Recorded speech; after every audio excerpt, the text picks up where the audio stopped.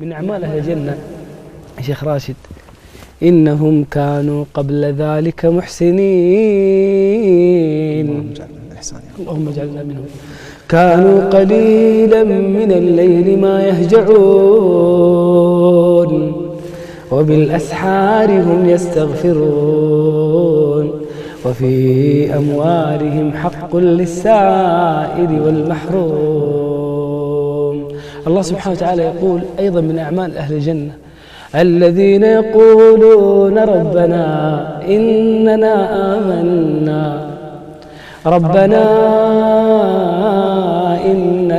آمنا فاغفر لنا ذنوبنا وقنا عذاب النار.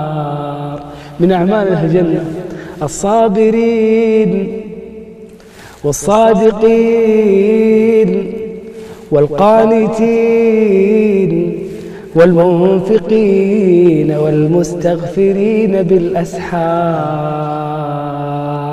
من أعمال أهل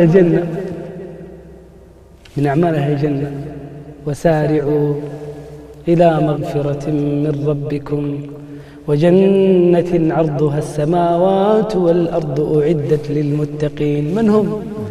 الذين ينفقون في السراء والضراء والكاظمين الغيظ والعافين عن الناس والله يحب المحسنين. ومن أعمالهم: والذين إذا فعلوا فاحشة.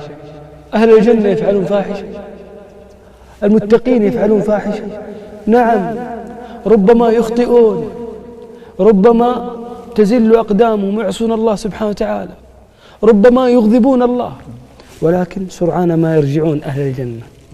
من أعمال أهل الجنة أنهم سرعان ما يتوبون، سرعان ما يستغفرون الله.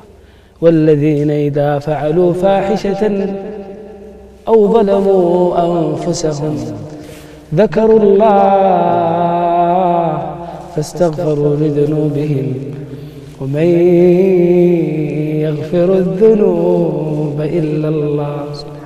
نعيدها: ومن يغفر الذنوب إلا الله. نعيدها: ومن يغفر الذنوب إلا الله ولم يصروا على ما فعلوا وهم يعلمون.